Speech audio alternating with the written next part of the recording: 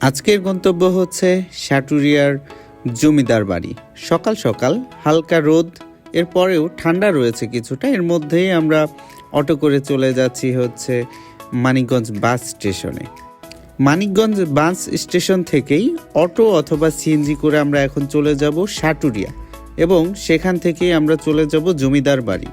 মানিকগঞ্জ থেকে সাটুরিয়া যাওয়ার যে পথ, এই পথটার কথা আসলে না বললেই নয়। খুবই চমৎকার গ্রামীণ মনোরম পরিবেশ আপনারা দেখতে পাবেন, এবং চারপাশে ধান ক্ষেত এবং এখানকার যে জনজীবন, সেটা দেখলে গ্রামীণ পরিবেশের একটা পরিপূর্ণ ফিল আপনারা কিন্তু পেয়ে যাবেন। অল্প সময়ের মধ্যে আমরা পৌঁছে যাই হচ্ছে সাটুরিয়া বাজারে। বাজার থেকে আপনারা অটো রিক্সা অথবা ভ্যানে চড়ে যেতে পারবেন। আমরা ভ্যানটাকেই বাছাই করে নিলাম সাটুরিয়া থেকে জমিদার বাড়ি পর্যন্ত যাওয়ার জন্য। ভ্যানের এই সংক্ষিপ্ত যাত্রাটুকু বেশ এনজয় করেছিলাম আমরা। জনপ্রতি 30 টাকা করে এন্ট্রি ফি দিয়ে আমরা প্রবেশ করি হচ্ছে জমিদার বাড়ির ভিতরে। গেট দিয়ে ঢোকার পরেই যে চমৎকার একটা দৃশ্য, সেটা দেখেই মন ভরে গেল।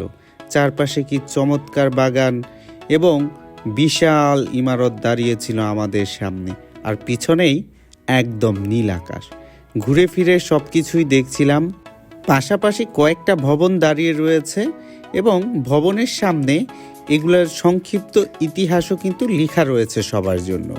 ভবনগুলো শত বছর আগের, তাই অনেক কিছু ভেঙে গিয়েছে এবং সেভাবেই রেখে দেওয়া হয়েছে। বিল্ডিংয়ের মালিক আজ দুনিয়ায় নেই, অথচ রয়ে গিয়েছে তাদের এই বিশাল কীর্তিগুলো। এখানকার জমিদার শুনলাম তার রানীর জন্য একটি বড় পুকুর খনন করেছিল, এবং 7টা ঘাট সেখানে রয়েছে। শুধু স্থাপনাই নয়, এর পাশাপাশি জমিদারদের ব্যবহৃত বিভিন্ন জিনিসপত্র নিয়ে কিন্তু একটি জাদুঘরও রয়েছে এখানে, যেখানে আপনারা ঘুরে দেখতে পারবেন। বালিয়াটি জমিদার বাড়ি দেখেই আমরা চলে গেলাম বেউথাতে। সেখানে নাকি নদী পাড়ে একদম খোলা প্রকৃতিতে বেশ ভালো কিছু রেস্টুরেন্ট রয়েছে। আমরা চলে এসেছি ফুড স্টেশন, যেটা বেশ নামকরা। প্রথমে ঢুকেই ভিতরের যে পরিবেশ রয়েছে সেটা দেখে আমরা বেশ পছন্দ করি, এবং সেখানে দেখি যে অনেকে এসেছে। একটা দোলনাও রয়েছে এখানে, বসার চমৎকার জায়গা। মনোরমী পরিবেশে লাঞ্চ শেষ করে আমরা কালীগঙ্গা নদীর তীরে একটু হাঁটাহাঁটি করি। বেউথা ব্রিজে কিছু ফটো সেশন করি। সেখান থেকে চলে যাই সোজা মাঠে নাকি সন্ধ্যাবেলায় ফাস্টফুডের পসরা সাজিয়ে বসে। সেখানে হরেক রকমের খাবার খেয়ে চলে যাই সুইট হেভেনের যে দই, সেটা আসলেই বেশ মজার ছিল।